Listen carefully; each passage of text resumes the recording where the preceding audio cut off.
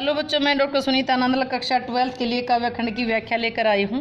कविता है गजानन माधव मुक्तिबोध कवि द्वारा रचित भूरी भूरी खाक धूल रचना है, उसमें से ली गई कविता है सह स्वीकारा।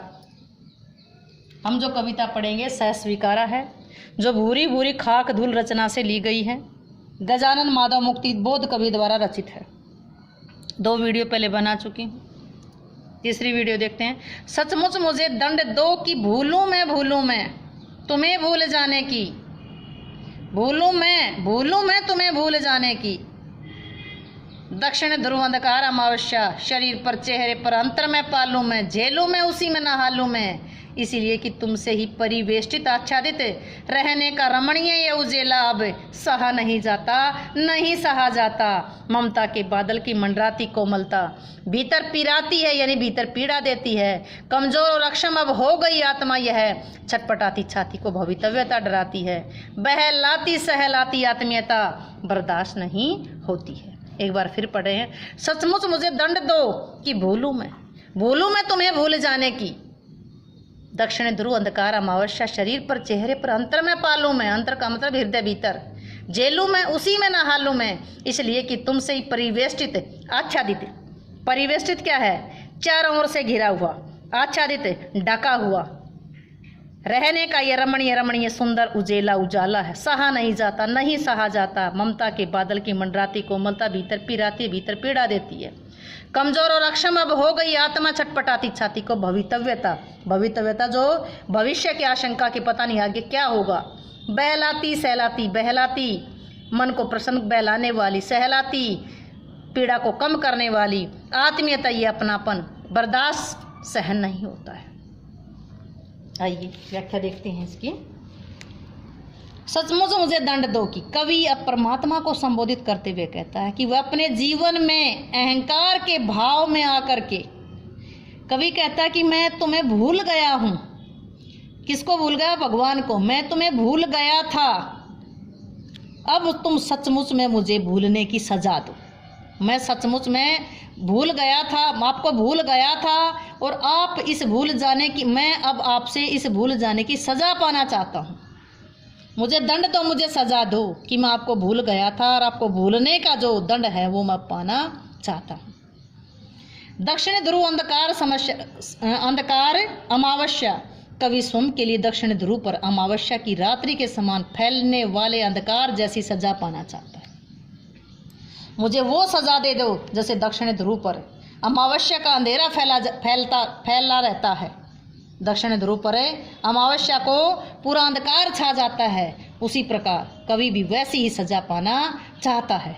कवि उस अंधेरे को अपने शरीर पर, अपने चेहरे पर, अपने भीतर में, कवि कहता है कि वो अंधकार जैसे दक्षिण ध्रुव पर अमावस्या को अंधकार होता है, वो अंधकार, वो कालापन अपने शरीर, अपने चेहरे पर, अपने भीतर में मैं पाना चाहता हूँ। उस अंतर मन में उस अंधेरे को झेलना चाहता हूँ। मैं इसी अंधकार को झेलना चाहता हूँ। मैं उसी अंधकार में नहाना चाहता हूँ। कवि सोचता है कि इसलिए कि तुमसे ही परिवेशित आच्छादित रहने का रमणीय उजेला अब सहा नहीं सहा जाता। कवि सोचता है कि उसका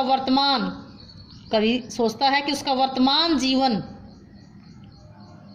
तुम्हारे ही प्रेम से चारों ओर से ढका हुआ है। मेरा वर्तमान जो है तुम्हारे ही उजाले से, तुम्हारे प्रेम रूपी उजाले से, तुम्हारे प्रेम रूपी प्रकाश से चारों तरफ से ढका हुआ है। ये रहने का ये रमणीय, ये सुंदर उजाला अब सहा नहीं जाता। कवि कहते हैं कि तुम्हारा ये उजाला अब मेरे लिए असहनीय बन गया है। एक बार कहेंगे सहा नहीं जाता, असहनीय बन गया है, नहीं सहा जाता, वह उसे सहन नहीं कर सकता। क्या कहता है कि तुम्हारा प्रेम रूपी उजाला चारों ओर मुझ पर छाया हुआ है, मुझे ढके हुए है। तुम्हारा ये सुंदर उजाला अब सहन नहीं होता, अब सहा नहीं जाता है। ममता के बादल की मंडराती कोमलता,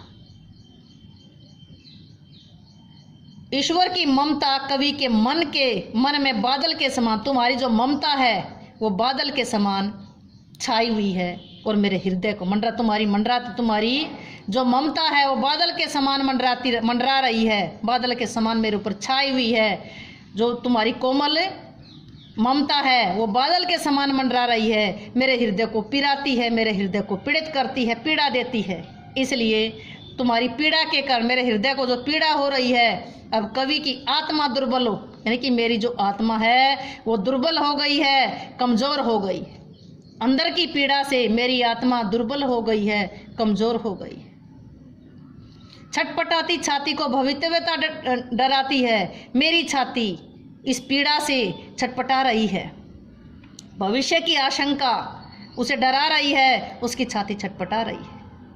उस प्रियतम की ममता कवि के अहंकार को सजा पा करके, यानी कि बहलाती सहलाती, ये तुम्हारी बहलाने वाली सहलाने वाली और अपनापन दिखाने वाली जो आत्मीयता है, अपनापन है, ये अब सहन नहीं होता है। कवि कहता है कि कवि अपने अहंकार की सजा पा करके अपने पापों से मुक्त होना चाहता है। कवि कहता है कि हृदय को बहलाती सहलाती और अपनापन दिखाती है उस प्रियतम की ममता, कवि के हृदय को बहलाती सहलाती अपनापन दिखाती है, वह कवि से अब सहन नहीं हो पा रही है। एक बार फिर सुनेंगे। हे भगवान, तुझ मुझे सचमुच में मुझे दंड दो, क्योंकि मैं तुम्हें भूल गया, तो उस भूल पाने की सजा मुझे दो, और मुझे वो दंड दे दो जो दक्षिण ध्रुव पर जैसे अंधकार फैल जाता है, उसी प्रकार मेरे जीवन को अंधेरे से भर दो, और वो जीवन का अंधेरा मेरे शरीर पर, मैं अपने शरीर पर, चेहरे पर, अपने भीतर में झेल पाऊँ, उस अंधेरे को झेल पाऊँ, और उसी अंधेरे में मैं स्नान कर लूँ। तुम्हारी ममता से भरा हुआ, जो चारों ओर तुम्हारी ममता से घिरा हुआ ये सुंदर लगने वाला उजाला अब सहन नहीं होता, अब सहा नहीं जाता है। तुम्हारी ममता के बादलों की मंडराती हुई कोमलता मेरे हृदय को पीड़ा देती है। मेरी आत्मा इतनी दुर्बल, इतनी कमज़ोर हो गई है कि भविष्य के बारे में सोच करके, भविष्य के बारे में की आशंका उसे डरा रही है, इससे उसकी छाती चटपटा रही है। तुम्हारी बहलाती सहलाती अपनापन दिखाती ये ममता अब सहन नहीं हो पा रही है। कवि अपने अहंकार की सजा पा करके इन सब पापों से मुक्ति पाना चाहता है। यह कवि ने स्वीकार किया है कि अपने ही गौरव के बहाव में बह करके वो परमात्मा को भूल गया, इसलिए भगवान से सजा पाना चाहता है। ममता के बादल दक्षिण ध्रुव, इनमें रूपक अलंकार आया है। आत्मीयता कोमल भावनाओं का मानवीकरण किया गया, मानवीकरण अलंकार शरीर पर, चेहरे पर मंडराती कोमलता, छटपटाती छाती में अनुप्रास अलंकार आया है। ईश्वर के कारण, यहाँ लास्ट में ई आया है, यानी कि ईश्वर के कारण यहाँ पर लास्ट में क्या स्वर मैत्री अलंकार आया है।